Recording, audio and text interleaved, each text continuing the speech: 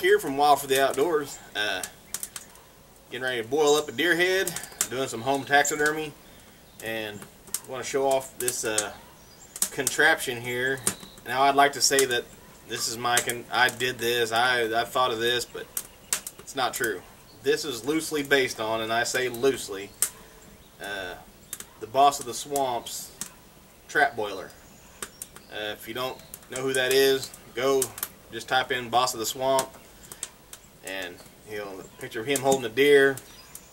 This is his brainchild. As far as this is just a smaller scale, I call it the mini boss. Boss of the Swamp. I guess this is my shout out to him. Great channel. Just lives the dream up there for a trapper in the big North Country.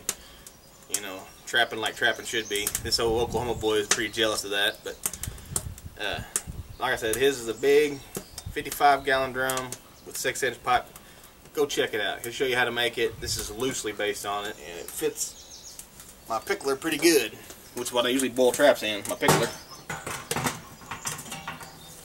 And only problem is you know, as you can see, some of the exhaust comes out here, but it could be a little tighter, but I think it's going to work just fine. I've already got it boiling once, so the other day, burning the paint off my barrel. So I'm going to use this to boil traps and boil my heads instead of plugging something in or building a fire in the shop and the stove. I can just come out here and do it, and I think it's really going to work out great. I'm going to get my deer head in there. All I got in here is rainwater, and it doesn't take long for that thing to get hot.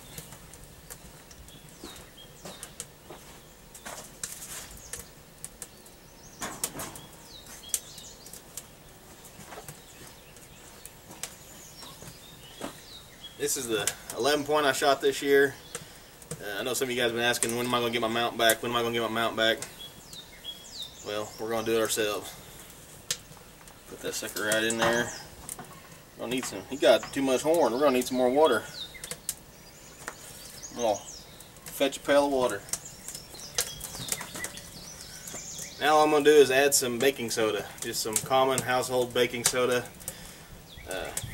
Pretty cheap stuff, so use as much as you want.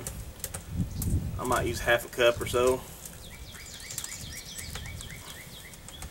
And what that does, like I kind of talked about in my other video, it just makes the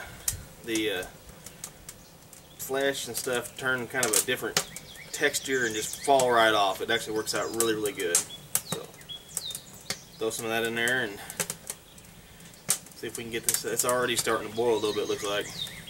I was sitting here and I noticed that my horns were getting darker. There's a little bit of a gap there on that bucket, so the back of the horns were starting to get a little crispy. So I went ahead and threw some tin foil around them. That ought to keep the blackness from getting on the horns. It's something, just a test run here, and I'm glad I'm testing it out with my horns and not somebody else's, because that could have been disastrous. Well, I thought I'd kind of show everybody what I come up with. Finally, we started this video. It's been a couple months now. It's summertime, and I finally got around to finishing what I was kind of had going on in my head, thinking about doing. And this is what I come up with. Just something simple. Man, this didn't take 10 minutes to throw together. After I boiled the head in the Little Boss, I had a little bit of meat left on it. I stuck it under a bucket out in the yard where my dogs usually drag carcasses. Within a couple of weeks, the natural bugs came up and ate all the flesh off of it, inside and out. So, didn't have to pay for that. And I was going with a paint job. I didn't have to bleach it or nothing. I just went with some chrome paint. Of course, I taped all the horns off, and that's my big 11 point from muzzleloader season, and I think it turned out pretty good for just a plain simple. I'm still using the cedar pieces I cut for my other video, DIY European mount, so I just use a couple of them, and I kind of wanted to do something like I did with this one, but a little simpler. That was a platform that was made for skull mounts. This one I just kind of done myself, and I think it turned out pretty good. I'm gonna set him up there with the rest of my trophies. And you know, it doesn't take a lot of money to do your own taxidermy, and you can save a bunch of money and have something that looks unique and I think looks just fine. So till next time, this is T-Mac, Wild for the Outdoors. Like us, rate us, subscribe us. I really appreciate all you guys do for, you know, me and for Wild for the Outdoors, because without you guys, we just be guys out here doing videos, talking to ourselves. But take care, God bless, and I'll see you next time.